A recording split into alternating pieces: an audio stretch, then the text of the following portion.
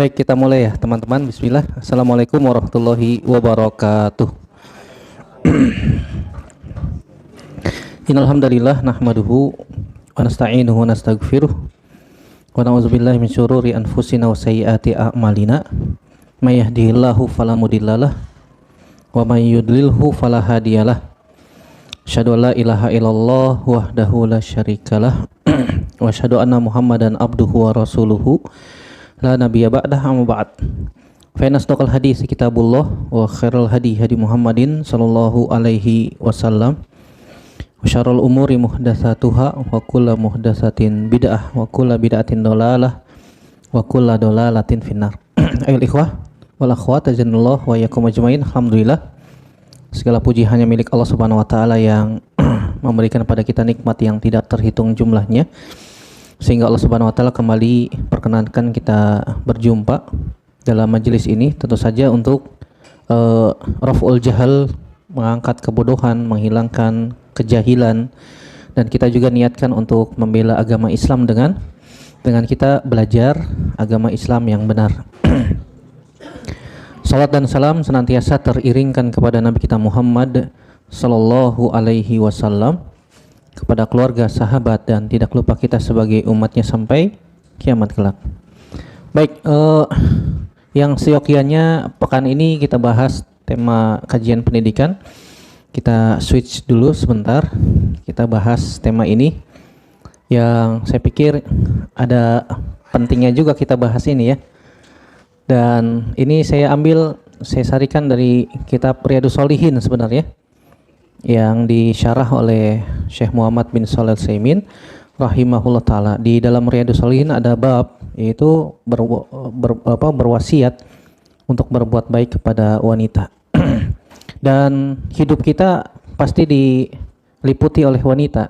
Ibu kita wanita, ya, kita mungkin punya bibi wanita juga, ada yang mungkin punya saudara perempuan, ya, kakak ataupun adik wanita, ataupun mungkin nanti kita punya istri atau punya istri juga wanita juga, kan nggak mungkin istrinya sesama jenis, dan kita juga punya anak perempuan dan seterusnya. Maka penting kita bahas tentang tema ini ya. Kita mohon taufik kepada Allah Subhanahu wa taala agar diberikan ilmu yang bermanfaat.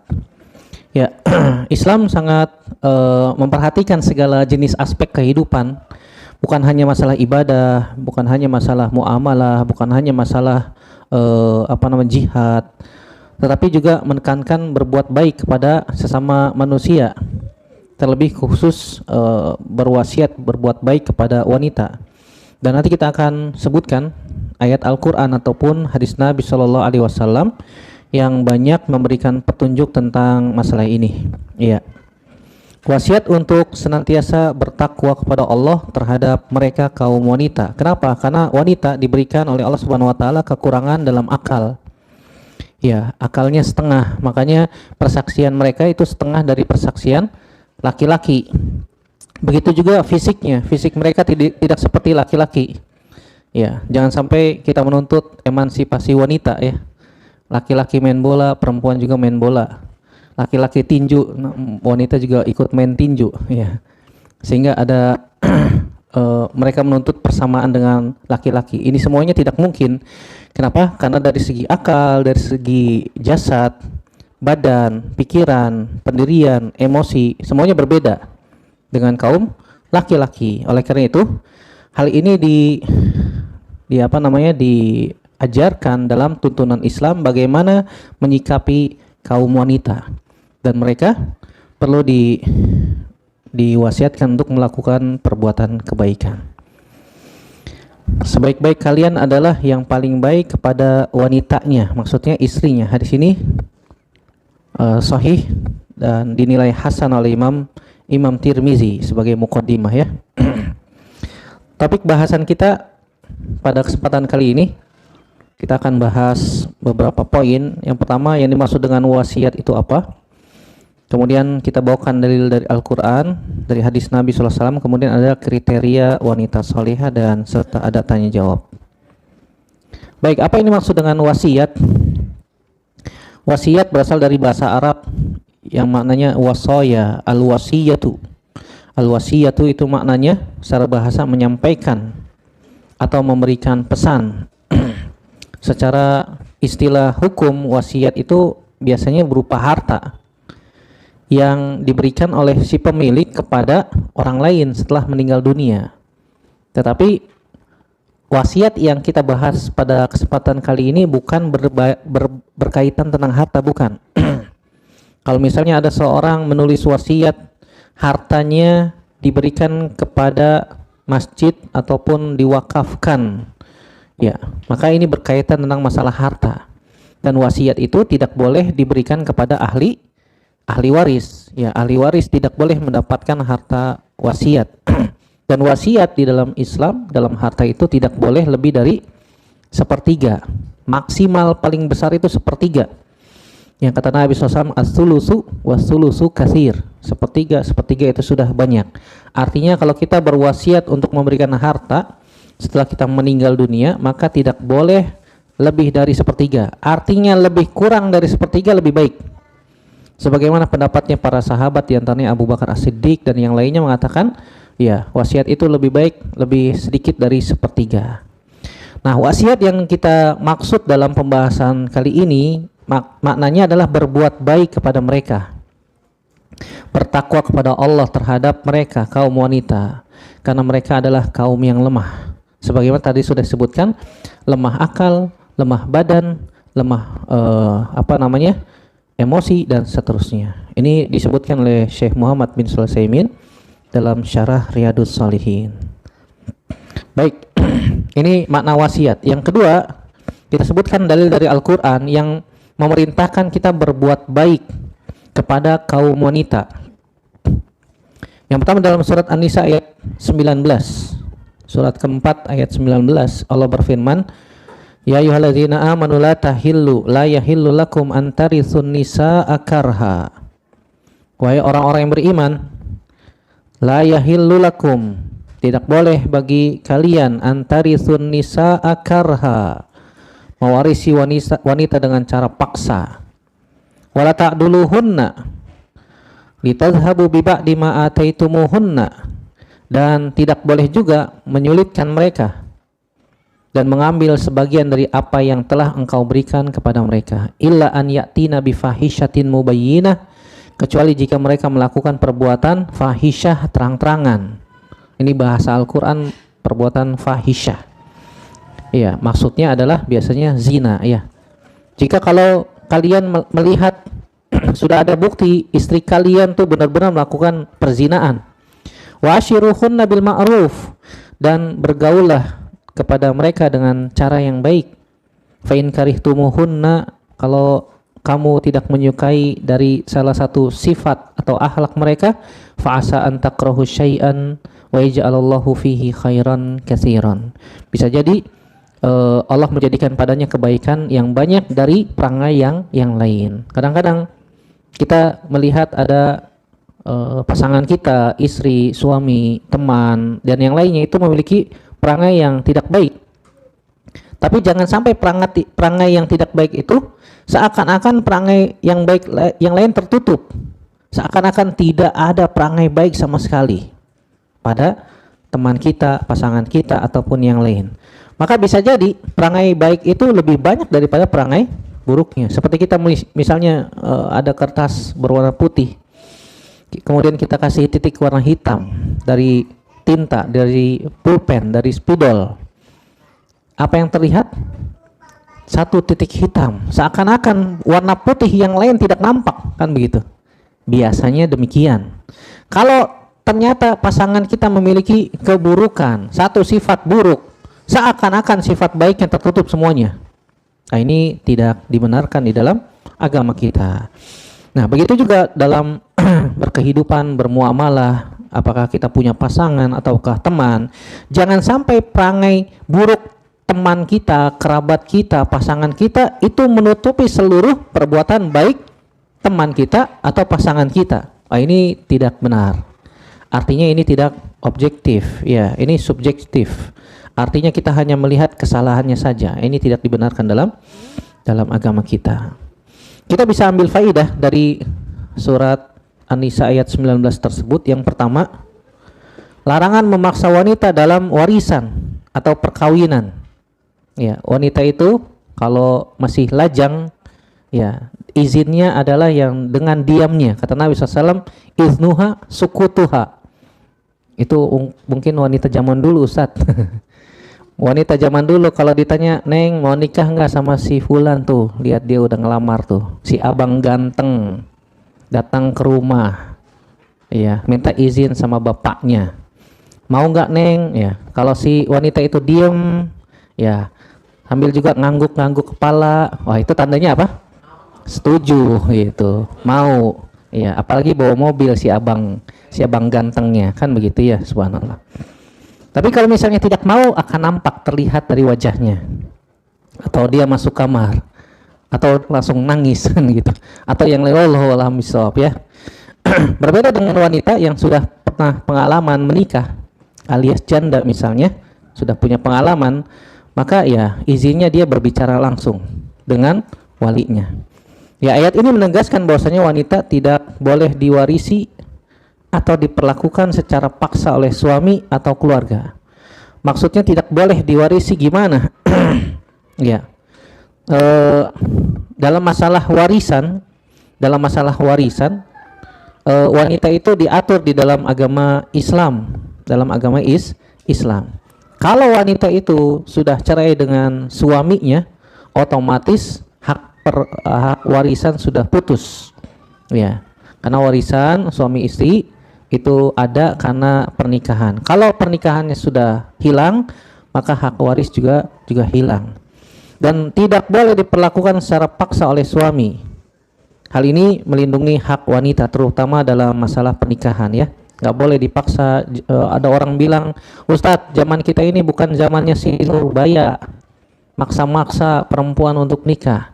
Tapi kalau misalnya ternyata yang datang si abang ganteng dan soleh, ya, abangnya soleh, ya, dia lelaki yang baik dalam masalah agamanya, maka Nabi SAW menjelaskan kalau ternyata ada seorang lelaki yang meminang melamar, kemudian laki-laki itu adalah laki-laki yang baik agamanya dan kemudian ditolak, maka nantikan fitnah yang lebih besar akan menimpa. Ya, fitnah yang lebih besar akan datang menimpa.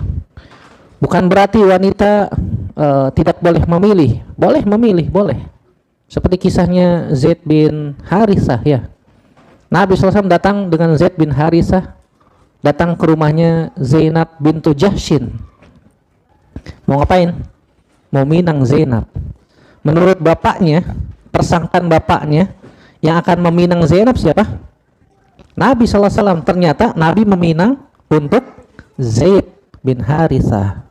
Zaid orangnya hitam, kulitnya hitam. Kemudian bapaknya pun dengan halus menolak pinangan Nabi Shallallahu Alaihi Wasallam. Dan ternyata Allah Subhanahu Wa Taala menegur ya orang tua Zainab dalam masalah ini. Dalam masalah ini ditegur dan akhirnya pun diterima. Iya, akhirnya diterima. Kenapa? Karena Nabi yang meminangkan untuk Zaid bin Harithah radhiyallahu taala anhu. Walaupun pernikahannya tidak lama.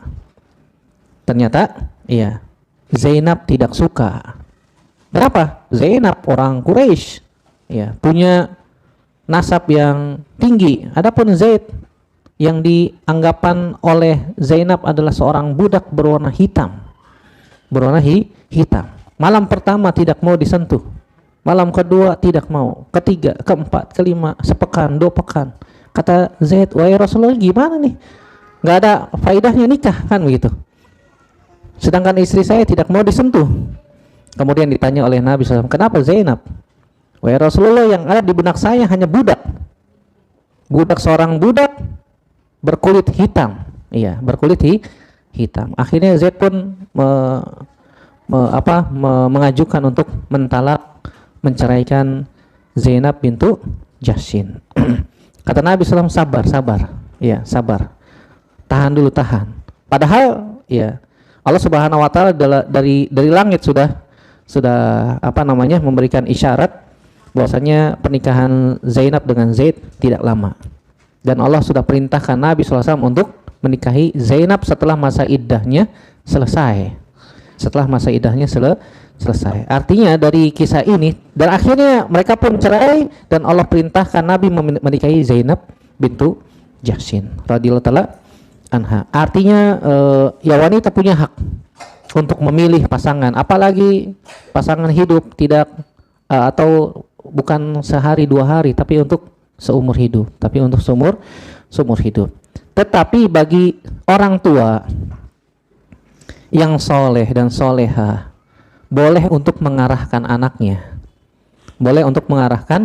Nah, ini laki-laki soleh, baik agamanya, walaupun mungkin ya penghasilannya tidak seperti miliarder,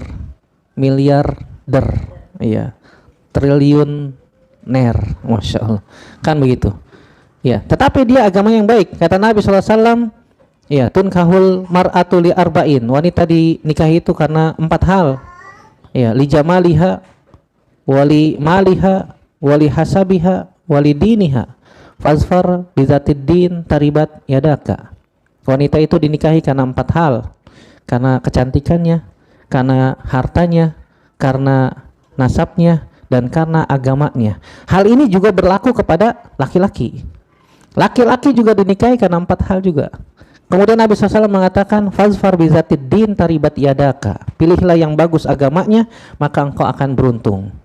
Kalau kita menikah karena kecantikan atau ketampanan, maka kecantikan dan ketampanan akan hilang beriringan dengan usia kita. Ya, semakin bertambah umur, ya tentu saja ketampanan, kecantikan akan hilang. Ya, mungkin baru nikah anak pertama, ya masih cantik, masih langsing, masih dan seterusnya. Setelah punya anak 3, 4, 5, berat badan bertambah 70, 80, 90 kilo. Sehingga kecantikan itu sifatnya nisbi, tidak tetap. Begitu juga kalau misalnya kita menikah karena harta. Iya, apalagi kalau misalnya tidak sekufu. Si wanita lebih kaya daripada si lelaki. Kalau ada masalah, ya suaminya ditendang, keluar kamu, ini rumah saya. Ya, kamu cuma numpang, kan begitu, subhanallah. Ataupun karena nasab, ya, Tapi kalau memilih dengan alasan agamanya, taribat yadaka, kata Nabi Shallallahu Alaihi Wasallam. Yang kedua, pentingnya memperlakukan pasangan dengan baik di dalam rumah tangga. Tentu saja ini untuk yang sudah menikah ya. Kalau yang belum menikah ya paling tidak sudah tahu kisi-kisinya. Ya, untuk bekal nanti di kemudian hari. Harus dengan kesabaran, bergaul dengan istri dengan cara yang baik, penuh dengan kesabaran. Walaupun mungkin ada ketidaksukaan. Si istri juga demikian. Awal-awal pernikahan mungkin tidak nampak. Tetapi setelah berjalannya tahun, berjalannya masa, maka akan nampak kekurangan-kekurangan pasangan. Ya, wajib ketika itu menjalani samudra rumah tangga yang tidak bertepi, dipenuhi dengan kesabaran. Ya, mungkin ada kerikil-kerikil kecil yang akan ditemukan di jalan. Alangkah baiknya kalau kerikil-kerikil kecil itu dilewati dengan kepala dingin, sehingga Allah Subhanahu wa taala akan memberikan jalan keluar, solusi dari setiap permasalahan yang ada. Tetapi kalau kerikil-kerikil kecil itu didiamkan, kemudian bertumpuk, maka akan menjadi seperti bom waktu yang akan meledak kapan saja. Ujung-ujungnya adalah kesedihan, ujung-ujungnya adalah penyesalan, dan ujung-ujungnya adalah kenistaan yang tidak berhenti sampai di situ saja. Artinya, ya, kita punya kelebihan dan kita juga punya kekurangan. Ingat, pasangan kita itu bukan bidadari atau bidadara. Ya. Suami kita bukan malaikat, istri kita juga bukan bidadari. Walaupun kita berharap semoga Allah Subhanahu wa taala menyatukan kita dengan pasangan kita sampai ke surga. Kalau Allah Subhanahu wa taala takdirkan kita berkumpul kembali dengan keluarga kita di surga, maka ya istri kita akan menjadi bidadari paling cantik dan pasangan kita akan menjadi Iya, pasangan yang paling tampan di surga. Sabar dalam menghadapi konflik. Kalau ada konflik, maka ya hadapi dengan kepala dingin. Buang emosi, buang egois dari pribadi masing-masing. Dari pribadi masing-masing. Kalau misalnya si istri sedang naik darah, emosi, suami diam. Kalau si suami lagi naik darah, ya emosi, suaranya tinggi, maka si istri diam. Ya, si istri diam. Jangan sampai si suami lagi naik emosinya, istri juga ya menimpali dengan kalimat emosi. Maka yang terjadi adalah ya pertempuran, perang dunia di dalam rumah, kan begitu, subhanallah. Ini tidak kita inginkan, tidak kita inginkan. Oleh karena itu satu dengan yang lainnya saling memahami. Kalau pasangan kita lagi naik darah nih, artinya emosi tinggi, diam. Jangan balas, sudah, jangan balas. Diamkan saja. Sampai sudah selesai Mas. Iya, sudah. Ya udah kalau gitu ngopi dulu, ngopi. Iya, silakan duduk, ambilin makanan, silakan dimakan. Ya kan gitu. Sudah makan belum? Iya, dibawakin makanan. Bawakan air minum. Ya, biasanya emosi itu kata para ulama berasal dari jamratun minan nar, bara api dari neraka yang dilemparkan oleh syaitan ke dalam hati manusia, yaitu emosi. Nah, bisa diredakan dengan minum ataupun disiram dengan air, tapi jangan air pakai gayung disiram mukanya, jangan. Oh, itu nambah emosi, kan begitu. Bisa dengan berwudu ataupun yang lainnya. Kasih minum, kasih makanan, suruh duduk, ya. Kalau masih emosi juga tiduran, berbaring. Kalau tiduran berbaring masih emosi juga gimana Ustaz? Suruh wudu, ya wudu. Suruh wudu. Iya, dikekepin, Masya Allah, masuk ke kamar. Selesai sudah. Ya, langsung reda ya Bu ya. 180 derajat. Kalau masih emosi juga gimana Ustaz? Ya suruh sholat mutlak 2 rakaat, baca Quran atau dengerin murotal. Kita diem aja udah, nggak usah ngomong apapun, nggak usah. Ya, Nabi SAW ketika pertama kali dapat wahyu di Gua Hiro, ya Khadijah nggak ngomong apa-apa. Nabi SAW menggigil, kedinginan, ketakutan. Khadijah tidak ngomong apa-apa. Sampai Nabi cerita sendiri. Iya, kata para ulama ini ciri-ciri wanita solehah. Suami pulang, ya capek, keringetan, langsung ditodong, Mas, setorannya mana Mas? Setorannya mana Mas? Oh, ini kita belum bayar listrik, belum bayar air. Suami lagi kepala pusing, capek, panas, langsung ditodong. Ya, tambah naik lagi tuh emosinya, kan begitu. Khadijah radhiyallahu anha ketika suaminya pulang, Khadijah nggak ngomong apa-apa. Sampai Nabi sudah tenang, diselimuti, zamiluni, selimuti saya. Khadijah ambil selimut menyelimuti Nabi sallallahu alaihi wasallam sampai Nabi tenang. Baru Nabi cerita. Wahai Khadijah, tadi saya ketemu begini dan begitu, cerita. Baru Khadijah kasih komentar. Subhanallah. Ini yang keempat ya, memahami kebaikan yang tersembunyi pada pasangan masing-masing.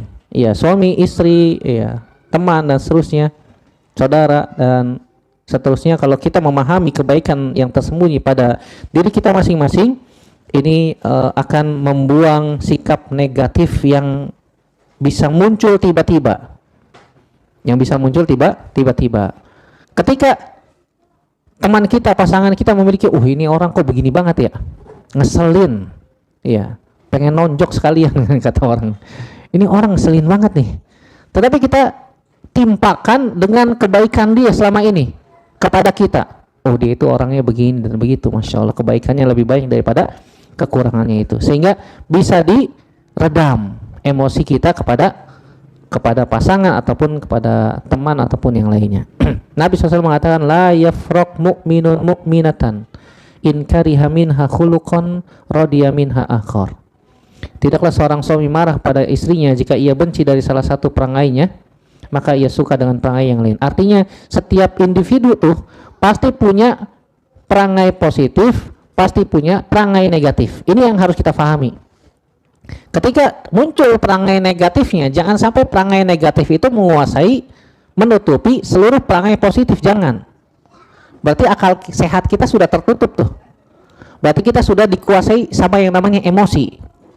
Kalau seperti itu berarti kita sudah dikuasai sama hawa nafsu. Kalau orang sudah tertutup emosinya, kalau emosinya sudah meluap, maka akal sehatnya tertutup sehingga dia tidak bisa berpikir dengan cara yang dingin. Artinya ya ujung-ujungnya marah, ujung-ujungnya benci dan seterusnya. Begitu juga kita wajib melindungi hak-hak wanita. Hak-hak wanita itu ada. Kita perlakukan mereka dengan penuh hormat dan kelembutan. Wanita itu pengennya dilembuti. Benar nggak Bu? Benar. Masya Allah. Secara keseluruhan iya. Iya. Apalagi sama pasangan hidup. Iya. Mereka kalau mereka kalau diberikan perlakuan yang kasar, mereka akan patah.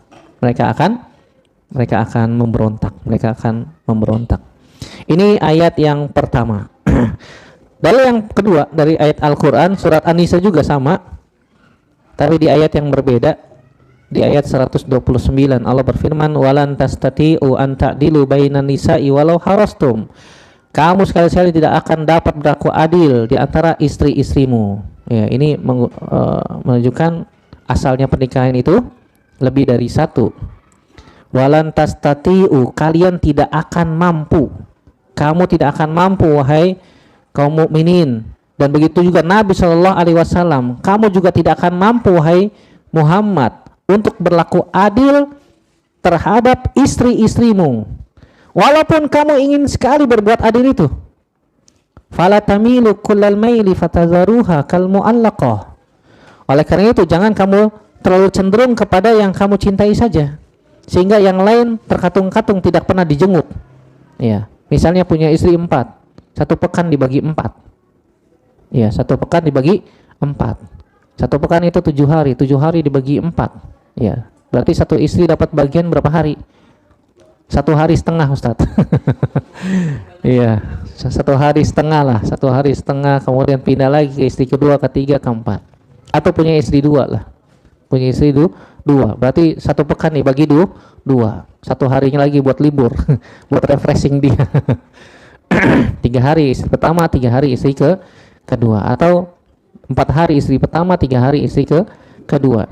Kata Allah Subhanahu wa taala, kamu tidak bisa untuk berbuat adil secara rohani kepada istri-istri kamu, nggak bisa. Yang namanya hati itu nggak bisa dibohongin. Kalau kamu cenderung kepada salah satu istri kamu, kata Allah Subhanahu wa taala, yang lain jangan ditinggalkan terkatung-katung, artinya jenguk juga dong, gitu. Ya, ini perintah dari Allah Subhanahu wa taala. Wa in tuslihu wa tattaqu fa innallaha kana ghafurur rahima. Jika kamu tuslihu, mengadakan perbaikan, wa tattaqu, dan berusaha untuk memelihara diri dari perbuatan buruk, fa innallaha kana ghafurur rahima, Allah Maha Pengampun dan Allah Maha Penyayang. Di sini kita bisa ambil faidah. Yang namanya manusia itu punya kemampuan dalam keterbatasan dalam berbuat adil. Kalau berbuat adil secara jasad, oke, bisa. Secara harta bisa. Tapi kalau secara hati nggak bisa. Contoh misalnya kita punya anak 4 apa 3? Iya, 3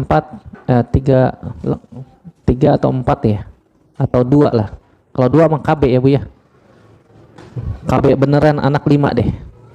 Ya, anak 5, keluarga besar.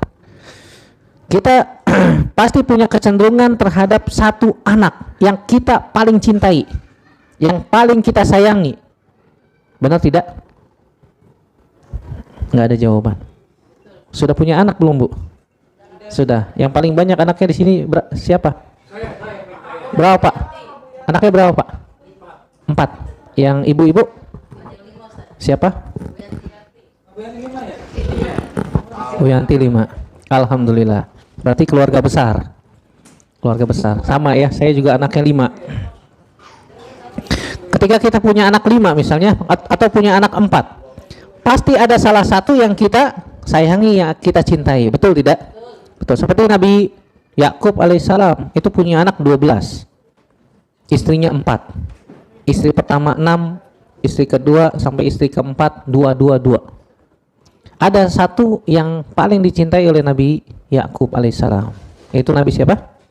Nabi Yusuf alaihissalam. Ini masalah hati, kita nggak bisa bohongi. Pasti ada kecenderungan. Begitu juga kepada istri. Kalau istrinya lebih dari satu. Dalam prakteknya kita nggak bisa adil secara sempurna. Walaupun kita sudah berusaha. Ini perlu difahami bersama. Nabi SAW ketika meninggal, ketika sakit, Nabi sering bertanya, malam ini saya di mana? Malam ini saya di mana? Malam ini giliran siapa? Istri-istrinya Nabi sudah paham. Kalau Nabi bertanya seperti itu, biasanya mintanya diantarin kemana? Ke rumahnya Aisyah. Dan istri-istri Nabi sudah paham. Oh iya, sambil melihat ke arah Aisyah. Saya malam ini di mana? Iya. Nabi SAW sakit sampai beberapa hari, badan panas, dan Nabi SAW minta izin kepada istri-istri yang lain untuk dirawat di rumah Aisyah, dan mereka setuju. Yang kedua, perhatian dalam keadilan dalam hubungan poligami. Ini bagi lelaki yang nikahnya lebih dari satu. Dan di sini nggak ada ya. Kita semua muwahhid Pak ya. Masih muwahhid. Masih wahid. Ada yang belum juga ya. Yang ketiga, larangan bersikap tidak adil atau zalim kepada salah satu istri atau kepada anak-anak dalam pemberian hadiah ataupun nafkah. Begitu juga kepada keluarga atau kerabat yang biasa kita pernah berikan kepada mereka hadiah. Kalau misalnya kita biasa memberikan hadiah kepada kerabat, jangan sampai yang kita berikan hanya itu saja. Terkadang ada kecenderungan, saya cenderungnya suka sama kakak pertama, artinya berbuat baik kepada dia. Kakak-kakak yang lain nggak dianggap. Ini tentu saja akan menimbulkan apa? Kecemburuan. Tapi Ustadz, kakak pertama saya itu kurang mampu Ustadz. Kalau yang lain ya sudah mampu lah. Tapi jangan sampai kita tidak adil dalam memberikan hadiah. Kalau misalnya kakak pertama kita berikan sesuatu, maka yang lain juga kasih. Maka yang lain juga kita usahakan untuk memberi kepada mereka. Yang keempat, sabar dan taat kepada Allah Subhanahu wa Ta'ala. Walaupun sulit untuk diaplikasikan, tetapi hukumnya wajib kita untuk senantiasa adil dalam masalah kasih sayang. Dalam ayat ini juga memberikan faidah bahwasanya manusia tidak sempurna dalam berlaku adil, dan ini memberikan harapan dan dorongan agar kita senantiasa menjaga hubungan dengan baik kepada Allah, kepada makhluk, kepada pasangan, kepada anak-anak, walaupun terkadang gagal. Tidak ada keadilan yang sempurna kecuali milik Allah Subhanahu wa Ta'ala. Dalam ayat ini secara keseluruhan mengajarkan kepada kita tentang pentingnya berbuat adil kepada istri, kepada anak-anak, dan seterusnya. Ustadz, suami saya nggak pernah kasih nafkah Ustadz. Loh, kenapa? Kalau misalnya ada kasus seperti itu, kenapa tidak pernah kasih nafkah? Apakah suami ibu seorang pengangguran? Tidak Ustadz, dia bekerja tapi nggak pernah ngasih nafkah ke saya. Nafkah apa? Nafkah berupa uang, berupa materi. Maka ditanya kepada suami, kenapa tidak memberikan nafkah kepada istri? Ditanya terlebih dahulu, kenapa? Jangan sampai kita suuzon dulu kepada suami kita. Tanya, Mas, kenapa Mas tidak memberikan nafkah? Oh, mohon maaf, ini uangnya kurang. Bisa jadi gaji dia sebulan itu habis buat bayar listrik, buat bayar kontrakan, buat bayar air, buat SPP, buat makan, bahkan buat sehari-hari dia beli bensin, beli pulsa sudah habis. Sisanya cuma sedikit. Saya nggak tega ngasih sedikit ini buat kamu. Masya Allah. Semuanya di cover oleh suami. Adapun istrinya ternyata tidak ngapa-ngapain di rumah, misalnya tidak pernah masak, karena dapurnya di luar banyak. Ya, mau makan tinggal pergi ke dapur A, beli makan. Mau makan siang tinggal pergi ke dapur B, beli makan ini. Karena nggak pernah masak. Contohnya begitu. Beda kalau misalnya ada istri yang tipe-tipenya suka masak. Ya, bolehlah kita nuntut. Kenapa nggak pernah ngasih uang masak?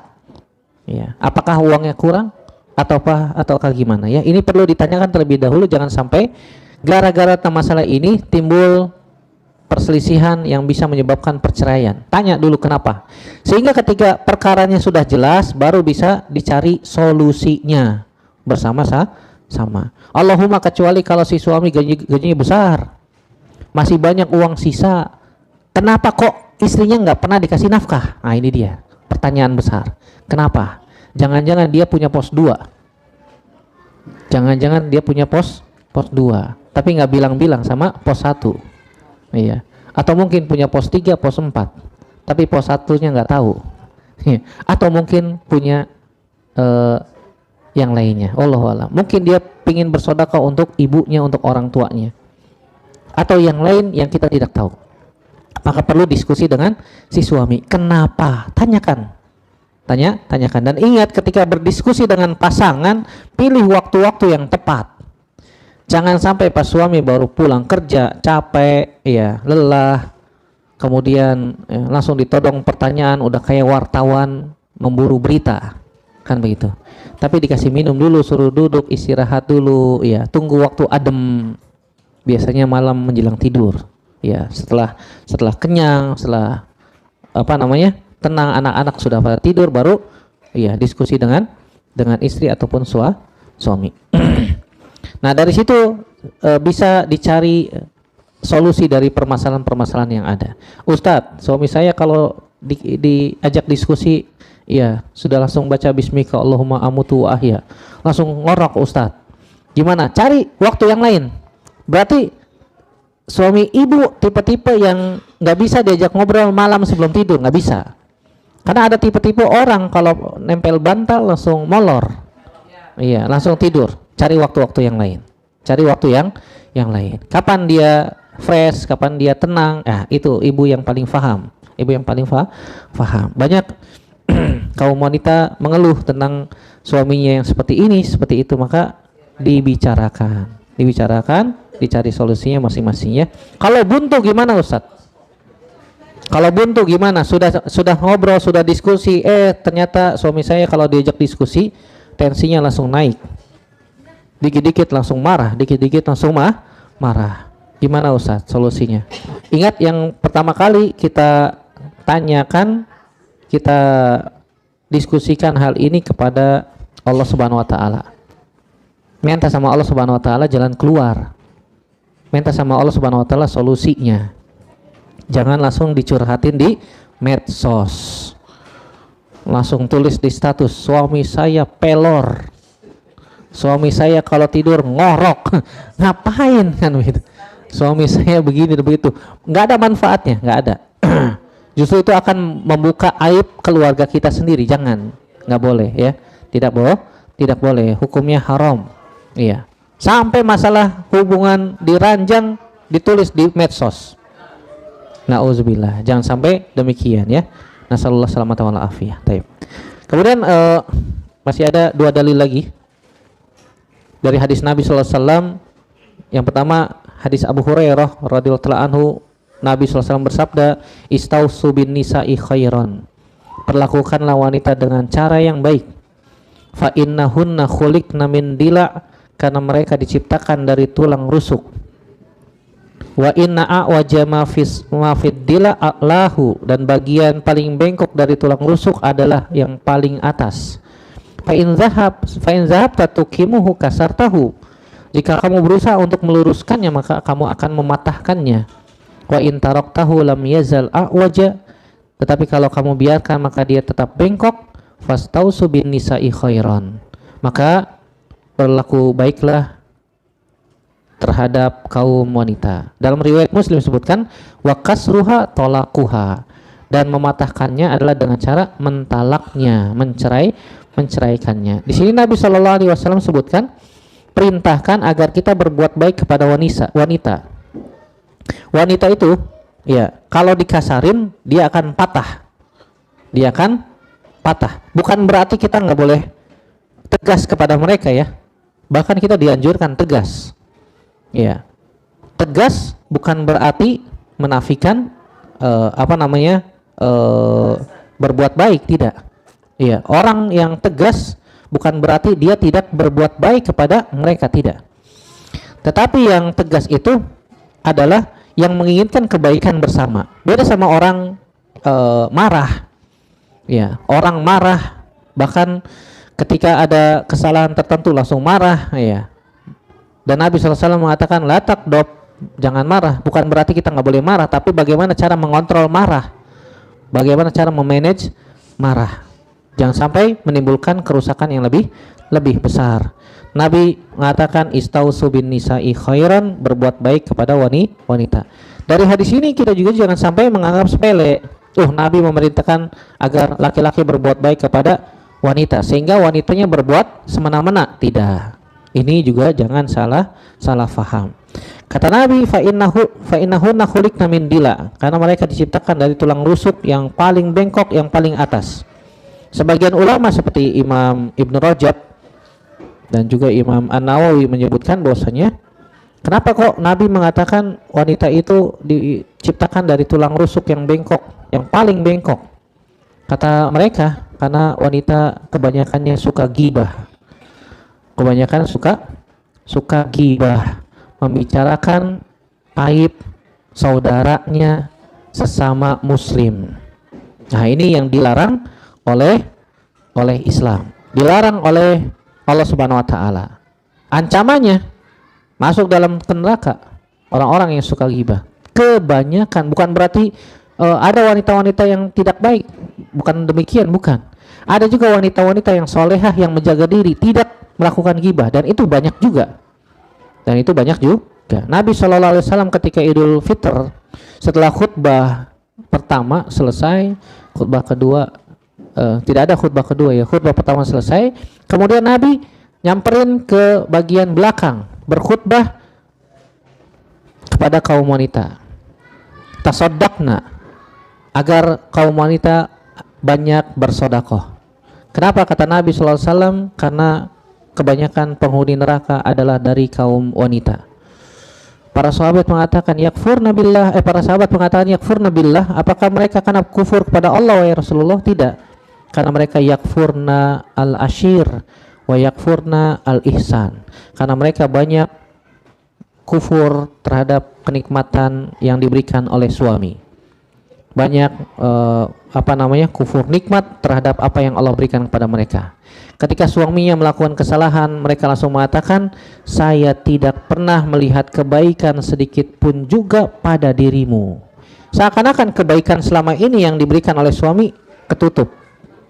Nah, ini wasiat dari Nabi SAW kepada kaum lelaki agar berbuat baik kepada wanita, dan juga wasiat Nabi SAW kepada kaum wanita agar senantiasa pandai bersyukur.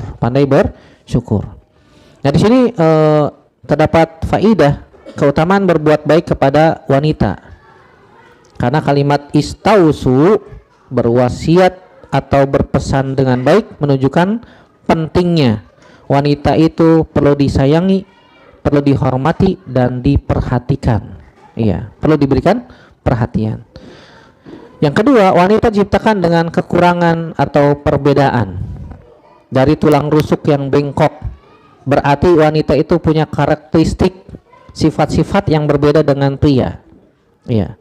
Wanita itu kalau sudah diberikan frase konotasi negatif, kemudian masuk ke dalam hatinya, kemudian terpendam di dalam hatinya selama 8 jam, tidak ada permintaan maaf, maka akan diingat selama seumur hidupnya.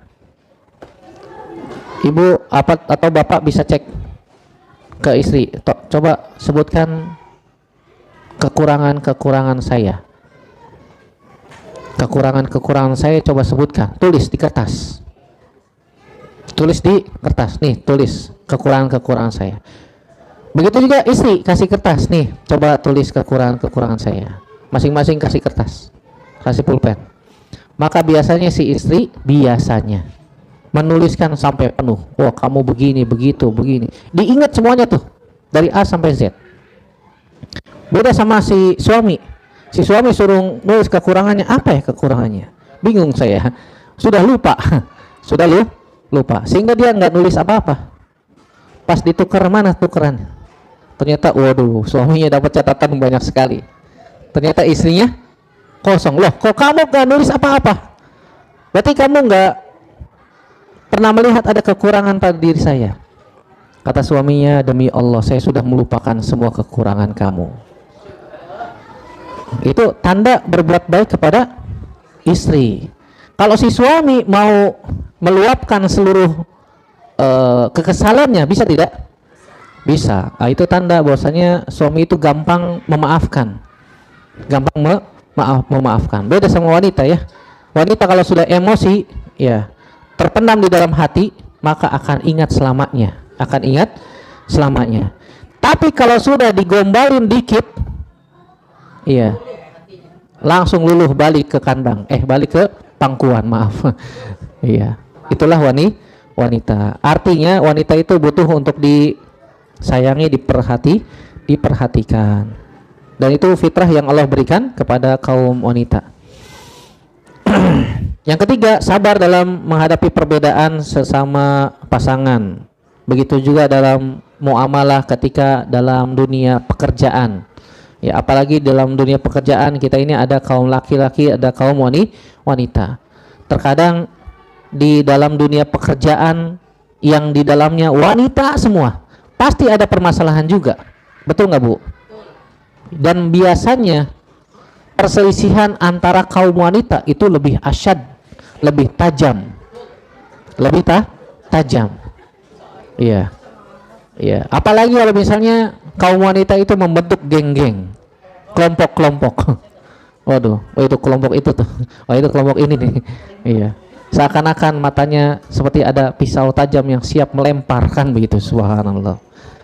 Seakan-akan begitu. Tetapi wanita-wanita yang soleha, wanita-wanita yang faham terhadap kedudukan dirinya, bahwasanya kita ini hidup di dunia ngapain sih? Kita bekerja ngapain, kan begitu? Tujuannya apa?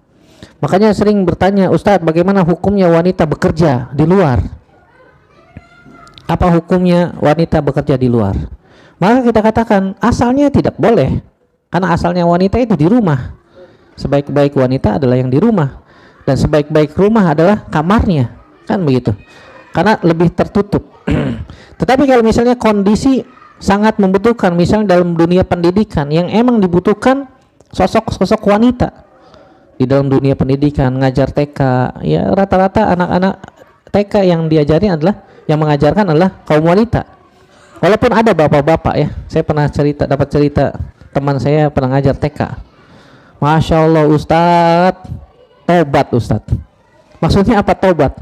Saya ngajar TK suruh nyebokin, ada yang BAB, ada yang BAK, ada yang gantiin pampers. Waduh, tobat Ustadz. Iya. Tapi saya bilang ya nggak apa-apa lah, itu sebagai pengalaman. Tapi kan nggak lama Ustadz, cuma 2 tahun. Tetapi rasanya seperti 5 tahun, masya Allah, subhanallah. Iya. Tapi itu sebagai pengalaman lah ya. Artinya emang kaum laki-laki ya kesabarannya tidak sama seperti kaum wanita. Makanya kadang-kadang di kelas-kelas bawah biasanya ditempatkan guru-guru wanita. Kenapa? Karena mereka memiliki kesabaran lebih daripada laki-laki, laki-laki. Secara keseluruhan hadis ini mengingatkan kita untuk bersikap lembut, sabar dalam memperlakukan kaum wanita, menerima perbedaan serta menjaga keharmonisan. Yang laki-laki memahami sifat karakteristik wanita, dan yang wanita juga memahami karakteristik ya laki-laki, sehingga timbul keharmonisan, timbul kerjasama yang apik dan baik dalam masalah ini di dunia apa saja, dunia pekerjaan, dunia pendidikan, apalagi dalam rumah tangga. Sudah jam 2 lewat. Ini satu hadis lagi belum kita baca. Hadisnya cukup panjang, yang intinya hampir sama lah ya, bahwasanya di dalam hadis Amr bin Ahwas al-Jushami di sini menceritakan, mengajarkan tentang tahapan-tahapan jika ada perselisihan, jika ada pertikaian antara pasangan suami istri. Ya, yang pertama ya dinasehatin terlebih dahulu. Kalau sudah jelas-jelas benar-benar nampak kelihatan pasangannya melakukan sebuah pelanggaran, ya, misalnya si istri, maka yang pertama yang dia lakukan oleh suami adalah menasehati. Kalau nasihat udah nggak mempan Ustadz, sudah dikasihin dalil Al-Quran, hadis Nabi SAW, tetap aja tuh membelot, ya, berbuat nusyuz, membangkang, maka Nabi SAW mengatakan pisah tidur, tempat tidurnya, pisah ranjang bahasa kitanya. Kalau sudah pisah ranjang masih tambah jadi Ustadz, malah telepon-teleponan sama lelaki lain, mesra-mesraan di depan saya, subhanallah, na'udzubillah. Maka Nabi mengatakan fadribuhun, boleh dipukul, fahjuruhunna fil madaji wadribuhunna darban ghayra mubarrihin, pukul dengan pukulan tanpa menimbulkan bekas. Jangan sampai pukulan yang menimbulkan bekas, apalagi memukul wajah. Wala tadribil wajha, kata Nabi SAW, nggak boleh mukul wajah, apalagi sama istri, jangan. Kalau bisa diusahakan jangan sampai mukul, itu lebih baik, itu lebih baik. Ternyata malah tambah jadi Ustaz, malah kabur dia, subhanallah, dia malah kabur. Iya, dia malah kabur. Kalau udah seperti itu, berarti wanita ini tidak menginginkan kebaikan. Maka ya sudah, jalan yang lain, tidak ada jalan lain kecuali pisah. Iya, maka jatuh talak satu.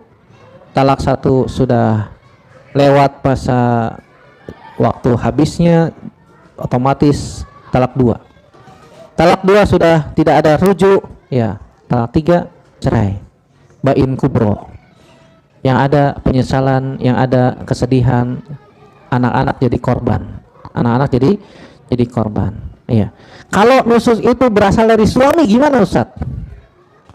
Iya. Kalau ternyata si suaminya itu benar-benar melakukan pelanggaran yang nyata, nggak pernah sholat, iya, dinasehatin malah marah, kan begitu.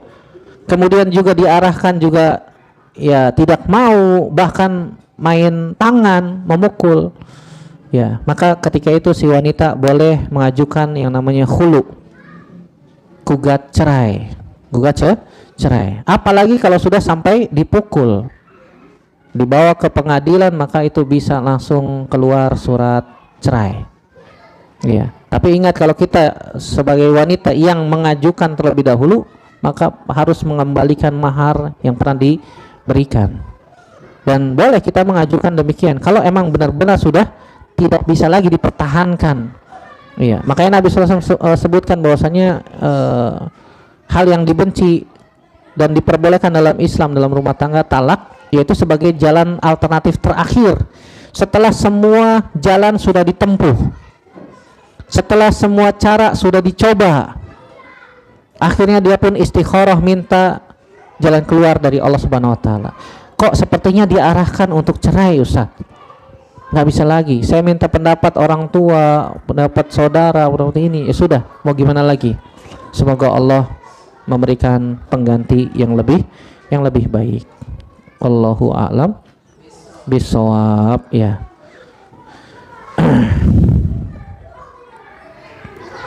Ya, ini tahapan-tahapannya tadi sudah disebutkan, sebagaimana juga disebutkan dalam surat An-Nisa ayat 34.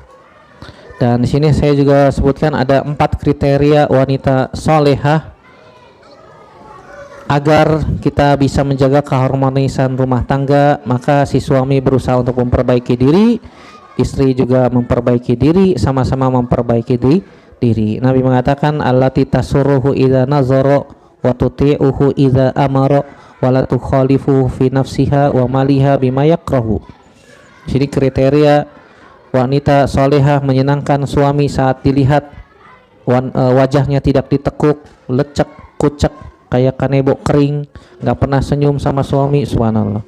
Yang kedua, mentaati suami dalam hal kebaikan, Yang ketiga, tidak menyelisih suami dalam diri dan hartanya. Artinya saling menjaga perasaan satu dengan yang lain. Begitu juga di dalam dunia pekerjaan, kita saling menjaga hak dan kewajiban sama-sama. Saya posisinya sebagai A, saya posisinya sebagai B. Hak saya apa? Kewajiban saya apa? Ada tupoksinya masing-masing. Ada tugas sama apa? Tupoksi. Poknya apa? Tugas pokok masing-masing. Dan aksi ya. Iya, itu. Ya, ada tugasnya masing-masing. Sehingga ketika kita menjalankan tugasnya masing-masing sesuai dengan hak dan kewajiban, maka akan berjalan dengan harmonis insyaallah taala. Sebaik-baik wanita sungguhnya dunia itu adalah perhiasan, dan sebaik-baik perhiasan adalah wanita soleha. Wallahu a'lam bisawab. Baik, sudah jam 2:15. Kalau ada yang mau bertanya satu pertanyaan boleh. Kalau nggak ada ya semoga bermanfaat. Kita tutup. Ada pertanyaan Bu, Pak? Ada sih, cuma udah sore Pak. Oh, udah sore ya. Iya. Lain kali insyaallah ya. Baik, di keep dulu, ditulis, dicatat, disimpan. Nanti kalau ada kesempatan kita bahas insyaallah ya. Semoga bermanfaat yang sedikit ini, dan semoga sebagai reminder kita semuanya. Dan insyaallah kajian pendidikannya kita akan undur di pekan depan insyaallah taala. Kita akan bahas urgensi manajemen pendidikan agar lebih efektif insyaallah taala. Semoga dimudahkan, dan semoga Allah Subhanahu wa taala memberikan pada kita kebaikan, taufiknya sampai akhir hayat, dan semoga Allah Subhanahu wa taala memudahkan jalan kita menuju surganya. Amin ya rabbal alamin. Subhanaka Allahumma bihamdik, asyhadu an la ilaha illa anta, astaghfiruka wa atubu ilaik. Wassalamualaikum warahmatullahi wabarakatuh.